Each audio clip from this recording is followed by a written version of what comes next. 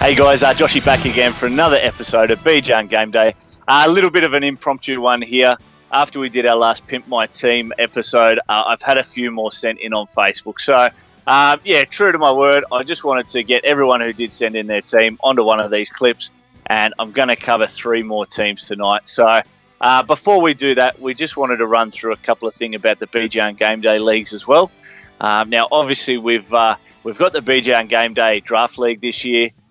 But we've also got a few classic leagues. So we've got the Invitational League, we've got the All-In League, and now we are going to run a third All-In League. I was a little bit surprised, but the All-In League filled up in about an hour. So we just wanted to, I guess, include a few more people. We're going to go for that third league, and we'll just have a little bit more to carry, a little bit more to cover week to week of the regular season. But more Supercoach for everyone. Everyone's got to love that. So, guys, we will bring out that code probably with the team reveal. Now, I'm actually heading back down to Canberra next week. That'll be a week before season start for just some personal reasons. So Brent, myself and Bogan will try and catch up and get our team reveal done in person together. So, guys, you'll be able to catch that third and final league code there, and anyone else who was wanting to jump in can jump straight into that. So, what we will do, and for this season, being that we've got the 3 leagues at the moment now, we're going to take the top 2 finishers in the overall points from each of those leagues, plus the top finisher from the BJ and Game Day group. So every week or every episode, you've seen that BJ and Game Day group code 218667. We're up to about 170 in the group now. So guys, that's absolutely fantastic. Thanks very much for all your support and jumping into that group. If you can jump into the league as well, obviously it's a little bit of a first in, best dressed kind of thing, but if you can jump into that league, that'd be great to have you in the league as well. We will take the top 2 from each of the league, and we will take the top single finisher from the group. Now, those 7 guys will qualify for the 2021 BJ and Game Day Draft League alongside myself, Brent, and Bogan. So that's where we're going to get the top 10 for next year.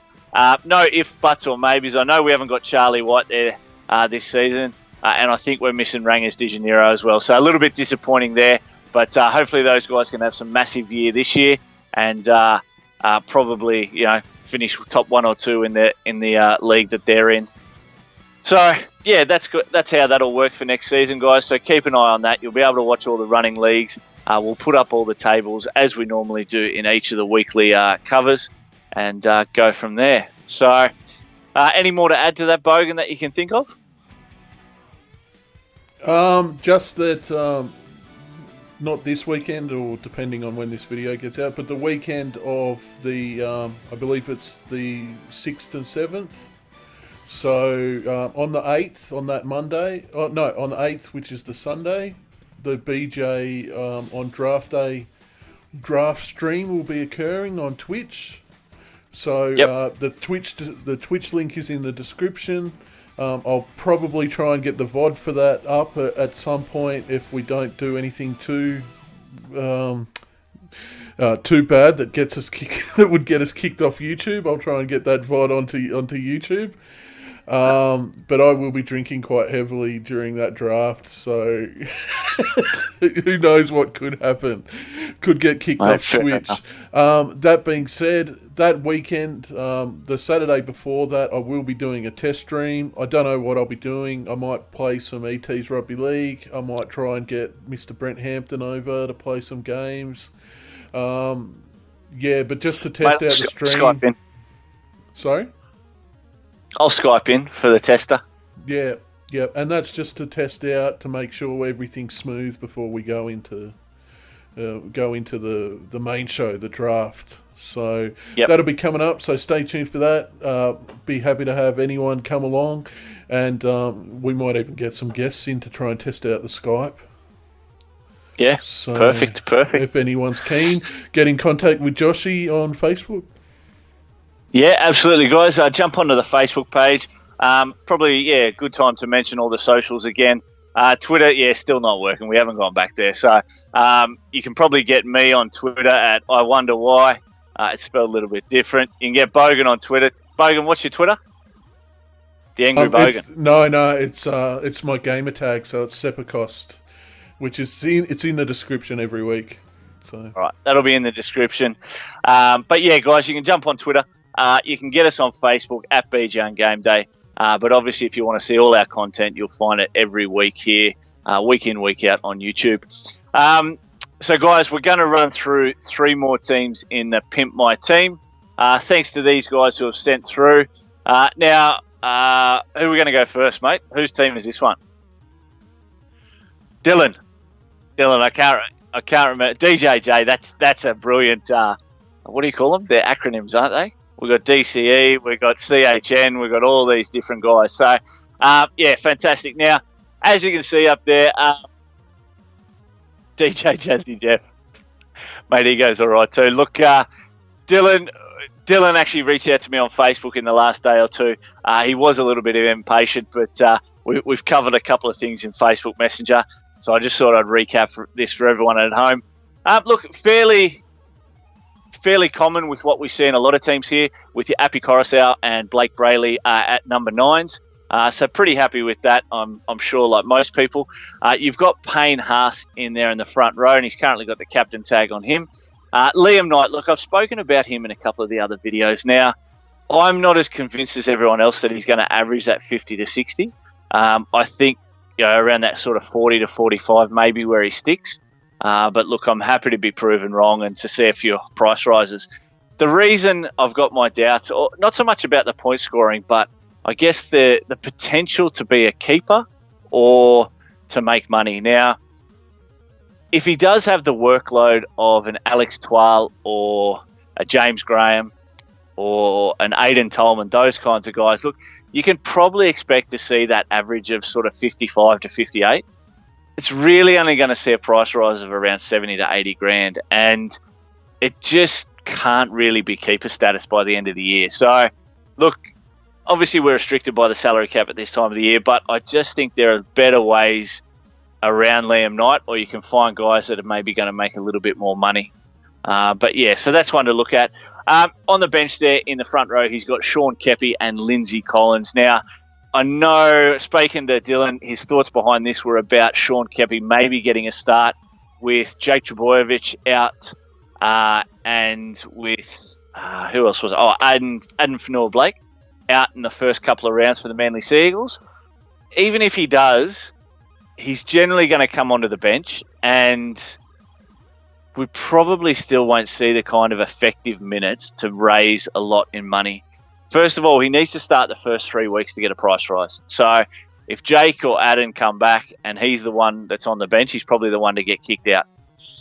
If that happens, you're not going to get a price rise. You're basically going to have an NPR there that you need to trade out, and you haven't got any money to make out of it. So I think guys, and we've spoken about guys that are a little bit more solid, a little bit more job security in Josh Curran and things like that, that you might be able to get in there instead.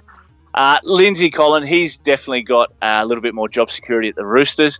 He's found himself on the bench quite a bit in the past couple of seasons, so probably not as urgent to get rid of him, but I would be getting rid of Sean Keppie. In your back row there, look, nothing wrong with this. Jason Tamalolo, Corey Harawira-Nira, and David Fafita. CHN had a massive All-Stars game, really has shown that he's stepping up towards that elite level. We just need to see it game in, game out for the doggies, and it's probably more about the dogs' inconsistent perform that worries me than Harawira-Nira's inconsistent form. On the bench there, you've got Jaden Sewer, you've got Thomas Flegler and Billy Magoulias. Look, all solid picks these. I probably ran through in the last episode a few doubts that I've got around Magoulias, just whether he is that NRL class. I just got doubt that he can be quick enough. One thing that I've always sort of looked for in footy players above anything else is speed. Whatever position you're in, I want to see you be the fastest at that, and it doesn't necessarily mean the effectiveness, but that X factor, that zigzag, the things that we basically see Teddy and Turbo do, it's not that they're the fastest, but they do these things faster and better than anyone else. And I think Magoulias just sort of lacks that little bit of speed. Jaden Sewer looks like he's going to get plenty of game time at the Rabbits, so you can see probably a price rise there. Seen him in plenty of teams. Unfortunately, I can't get him in mine just yet. but definitely one to look at. And Thomas Flegler, a lot of people are looking at Thomas Flegler and Patrick Carrigan in the Broncos as being those kinds of guys that they get in. Obviously, Matt Lodge out for the season. And look, in the previous Broncos episode, Pimp My Team, I keep going to say Pimp My Ride. Pimp My Team, I really hadn't thought about Joey Ofahengaue getting suspended. Brisbane Broncos have come out today with their media statement and said that he has got 2 matches. So a little bit of a dangerous one here with regards to price rise if you're going to go a cheapie or someone like a Jordan Ricky. He's actually in the system as Jordan Lee. So Jordan Ricky for the Broncos. Talking to Corey Parker in the week, and Jordan Ricky will get that bench spot. So a bit of talk around him about being, I guess, a nice cheapie. Unfortunately, if Joey Ofahengaue is back in round 3, he'll probably be the one to drop out. So, mate, solid team there. I just think a couple of the cheapies, you can pick some better options. Let's jump over to the back line for you, Dylan. And pretty common one here in Mitchell Moses, one of the highest owned halfbacks in the game. So we've talked plenty about him. Billy Walter in the 7. Now, look, with Josh Reynolds and everything like that, all the legal stuff clearing up this week, with Luke Brooks in such good form last year, I think Benji's still around. Has he retired? God, I can't even remember. Benji's still going? There you go. So, look, they've still got a few guys there who are probably going to be ahead of him.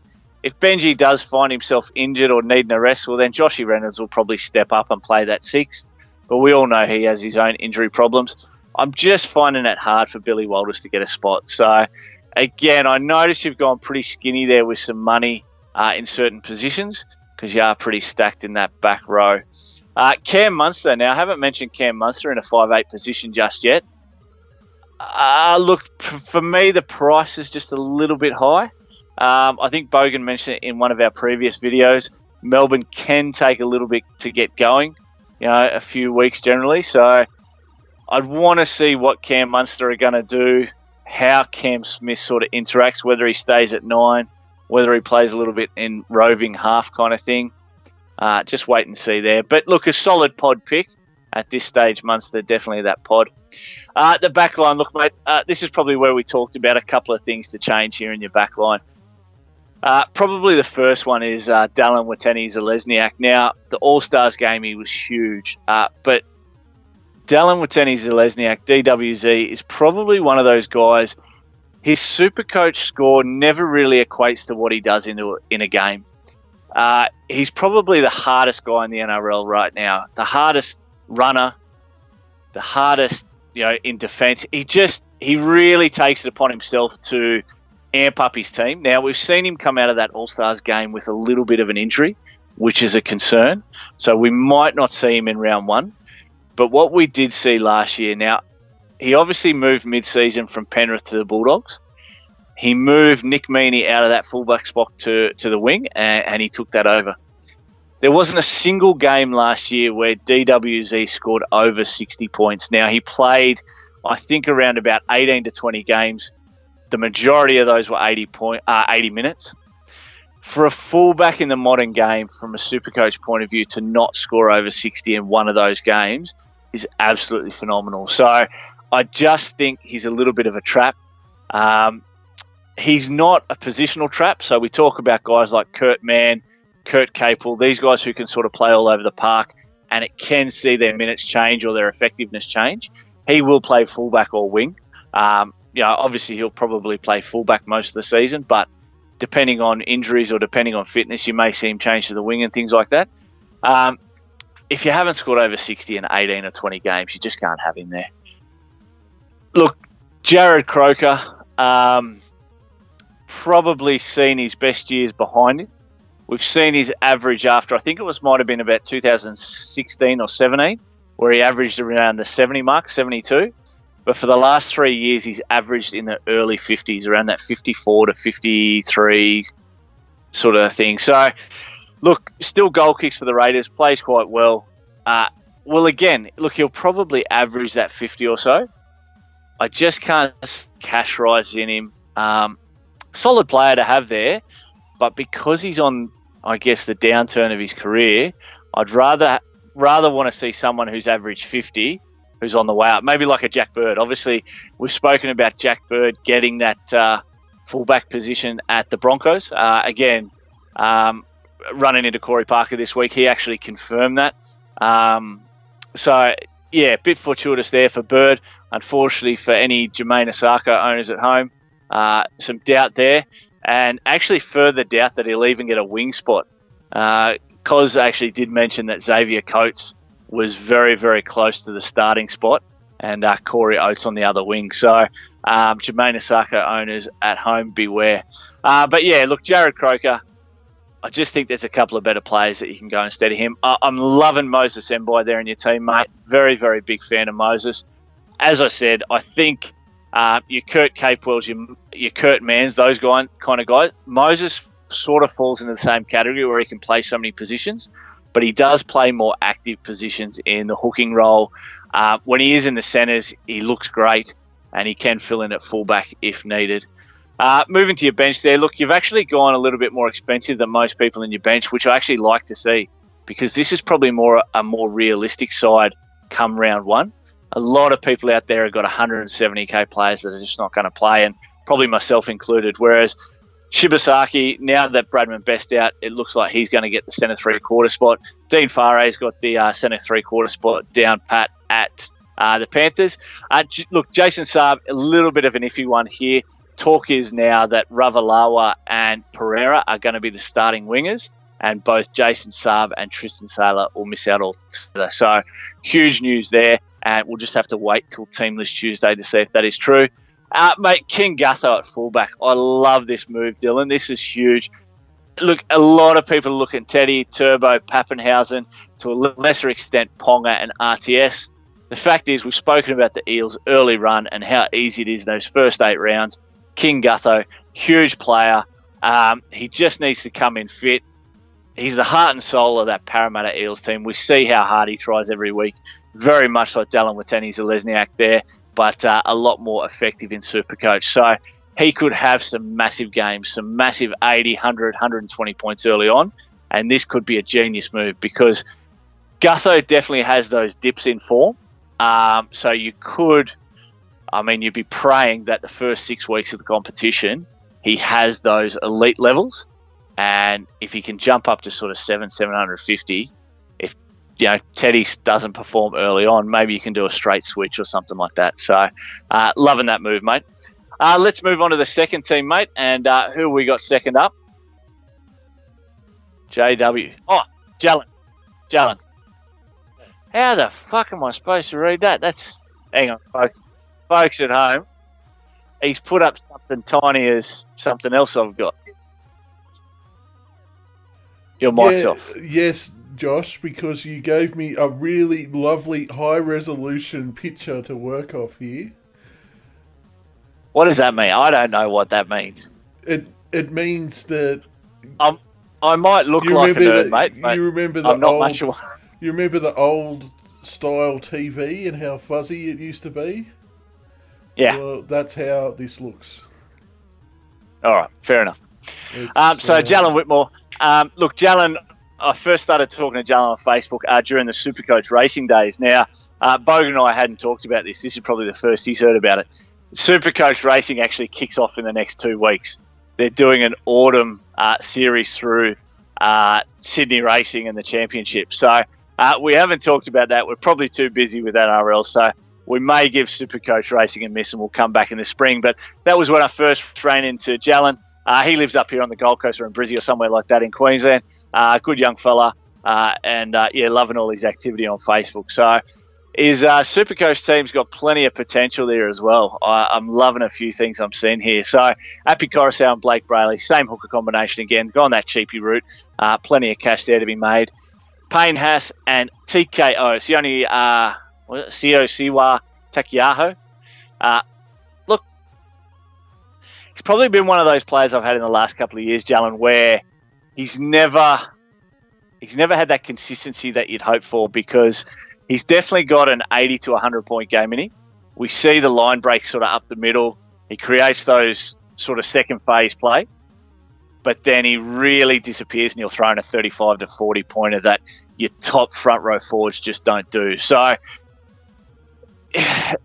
look, the hard part about it is we all want to see him kick goals. There's a lot of talk about Kyle Flanagan. Now, Kyle Flanagan got hooked from the kicking duties in the World Club Challenge after he missed the first 3 kicks, and TKO came on to kick a couple. So he's a guy that can definitely strike the ball with the foot.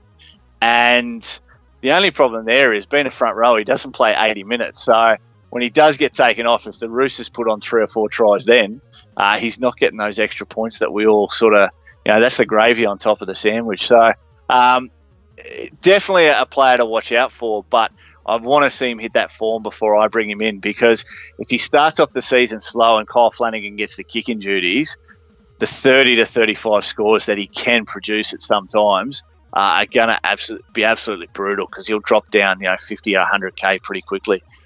So I might wait 1 or 2 rounds. If he starts scoring that sort of 70 to 80, hard to bring him in, but there's a chance I could. Look, the bench there, we've spoken about Liam Knight. We capped off on Jacob Saifidi, so nice to see this one in here, mate. After the original Pimp My Team video, we actually did our top 10 cows for the season, and we had Jacob Saifidi in there at number 10. Look, good young player for the Knights. He's going to get a bench spot. Obviously, very hard to kick Davey Clemmer out of the starting front row. And Daniel Saifidi, his brother, has been there for a couple of seasons now, while Jacob's been out injured or through ill discipline. It's enough inspiration to see your brother sort of performing well, and hopefully that lifts him up. But he very much could be the David Fafita to Andrew Fafita. And I'm not talking about the new David Fafita. I'm talking about the one who had to go to the UK to play because he just wasn't good enough for the NRL. So I'm hoping the same thing doesn't happen to Jacob.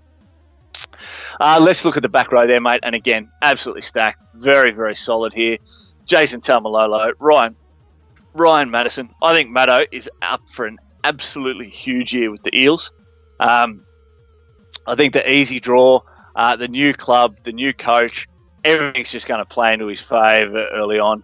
He's going to be an 80-minute player, I'm pretty sure. I reckon he will be...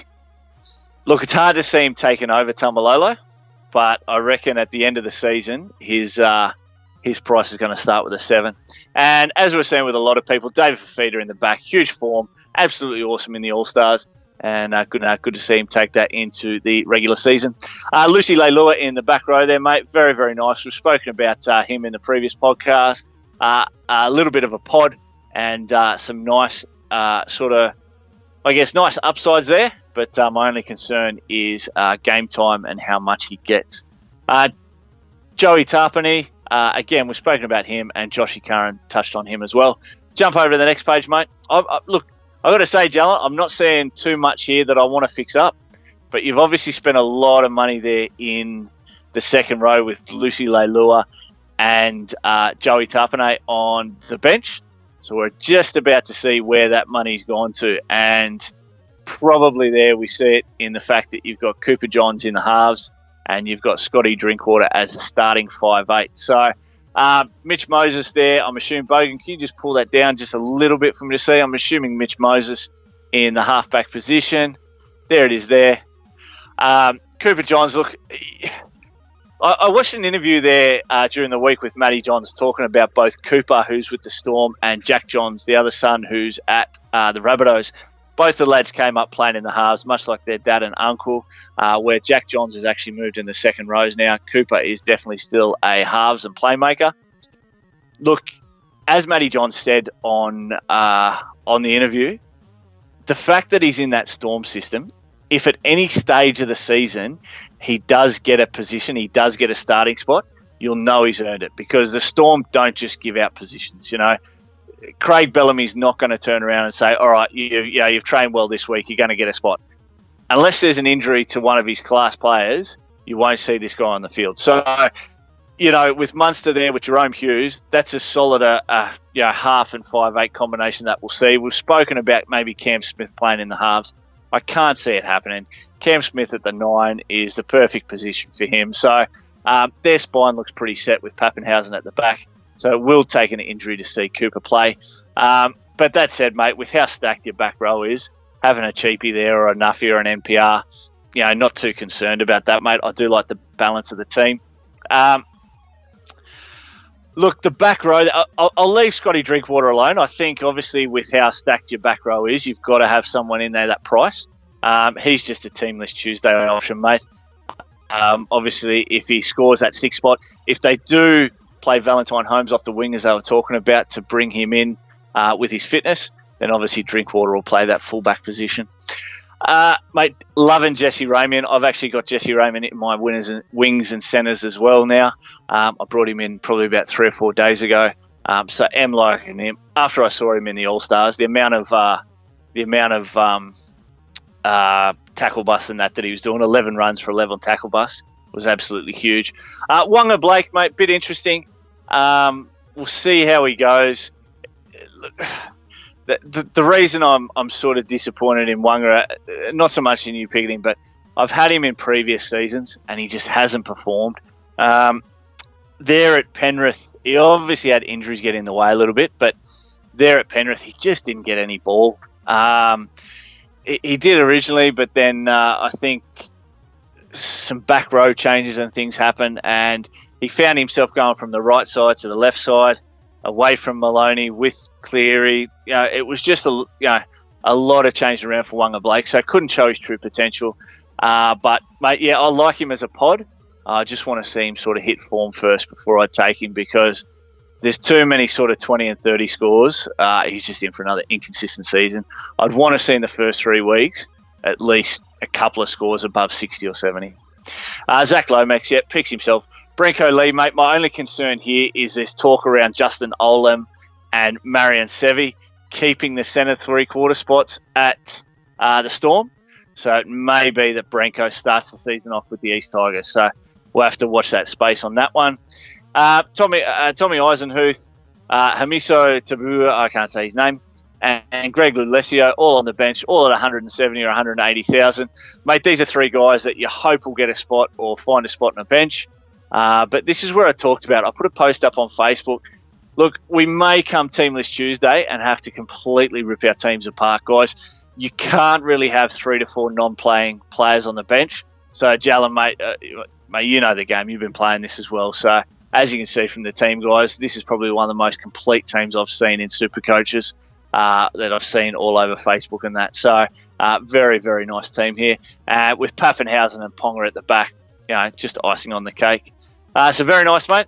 Let's go to the third team, buddy. And I'm pretty sure the last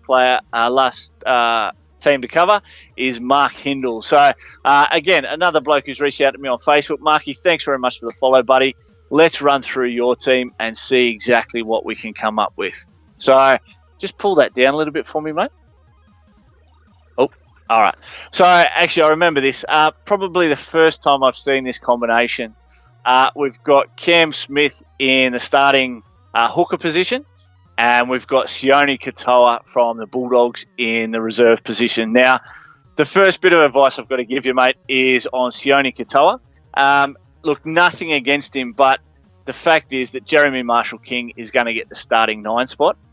With the price that Sione Katoa is, it'd just be a little bit of an error to put him in ahead of someone like Blake Brayley.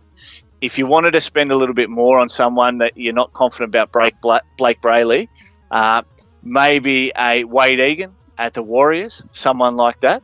But look, with the going down and the injury of Cam King, Marky, I just reckon that you've probably got to have Blake Brayley in there, because it really looks like he's going to get 80 minutes.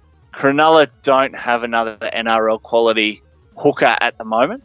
So unless they can sign someone in the next week and a half, I think what they're going to find themselves having to do is play Blake Brayley 80 minutes, or maybe he'll probably play about sort of 60, and whether Billy Magoulias comes on. There's talk of Connor Tracy getting a spot, but Connor Tracy's definitely more of a half. He's definitely there as backup for SJ or Chad if they go down injured. So, mate, yeah, just a bit of concern. I think you can save some money and spend it elsewhere. Look, your front row, mate, very, very impressive. Payne Haas there, obviously, as a lot of people do. James Fisher-Harris had a huge year last year. No reason why he can't continue that again. He's probably got the best workload of anyone I've seen in the front row. He just keeps turning up. Now, I've just got to get a little bit close to the screen here. Francis Molo and Spencer Leniu. Now, look, Francis Molo, the Cowboys are pretty stacked in the front, in their pack. I guess a little bit of an injury to Josh Maguire might have that opportunity. Jordan McLean's going to play well. You're going to see big minutes out of blokes like Tamalolo, Gavin Cooper, Shane Wright, I think his name is. Very impressive player as well. So my concern here with Francis Molo are the minutes. And I'd probably, again, we've spoken about Joshy Curran. You're going to save 80 grand. You bring in Josh Curran, you get the same result with sort of 30 to 40 points a week. You're going to save 80 grand and you're going to make more money because he starts off at a shorter price.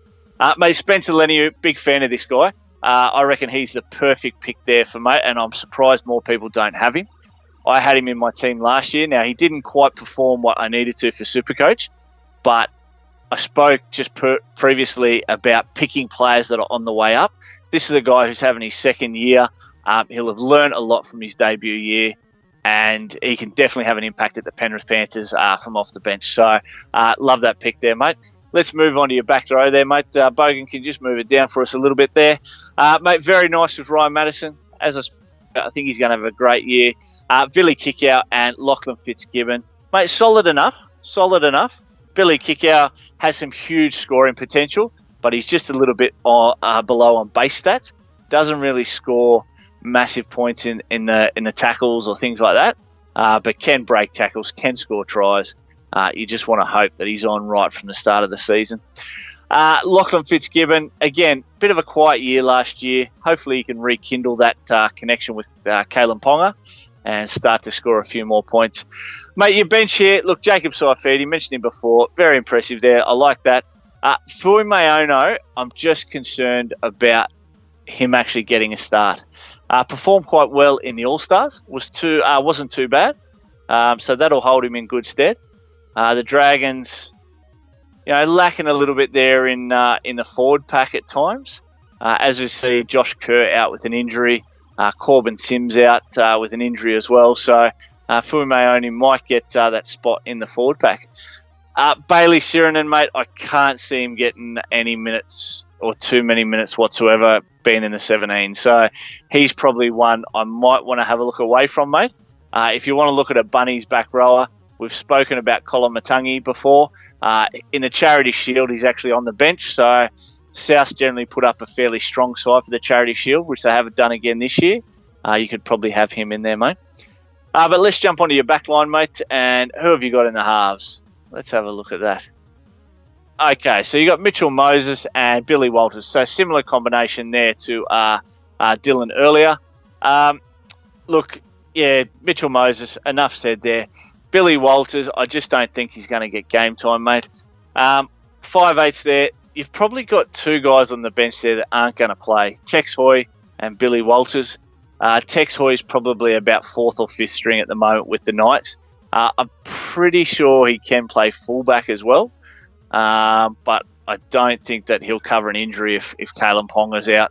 I think there's a couple other guys ahead of him there at fullback as well as the halves.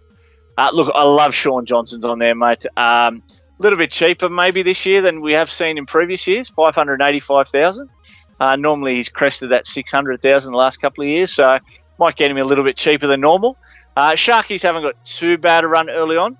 Bit of a tough game to start with South, but South with their diminished forward pack from last year might be a little bit of an easier task than we've seen previously. Mate, Maker Sevo. Now, I like this combination here with Maker and Jesse Ramian. This week, again, a couple of days ago, I actually redid my team and I brought in Maker.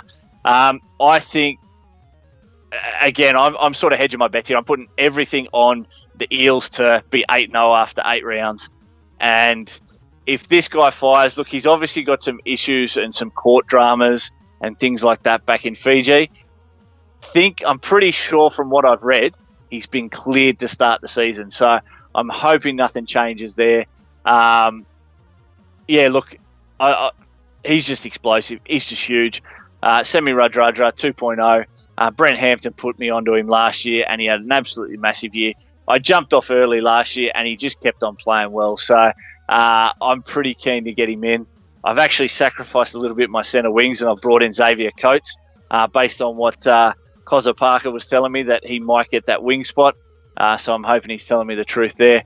Look, a few concerns here with the rest of your centre wingers, though.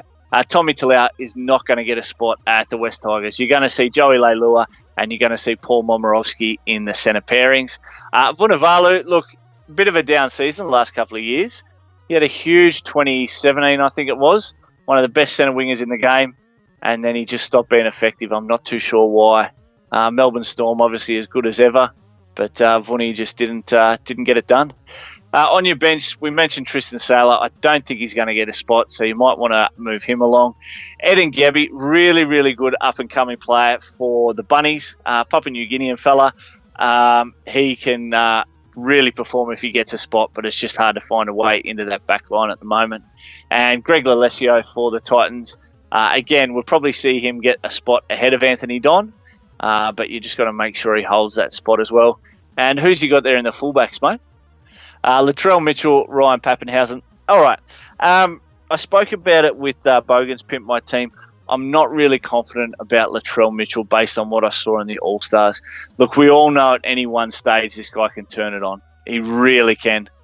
But it's 650,000 when you got not too far below that. I think Ponga's at 630 or maybe he's a little bit more, but RTS is at 690.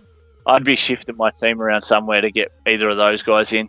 If you can manage to get that money up to Turbo or to Teddy, even better.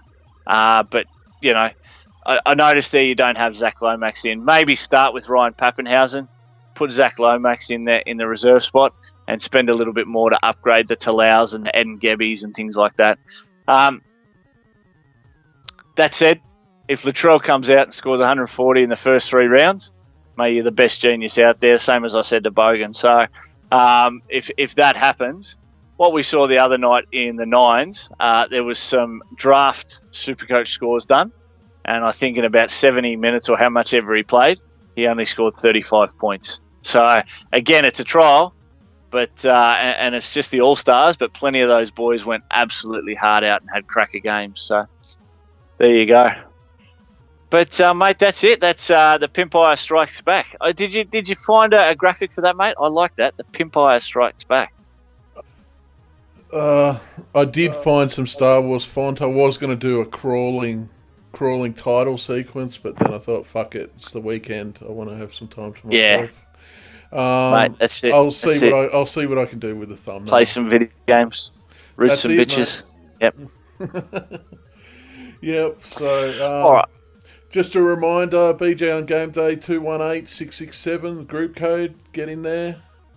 Absolutely. The more the merrier, guys. Bring back the Bears, hashtag. Yeah. All right, guys, that'll do us for the Pimp My episode. Hopefully that helped those 3 guys.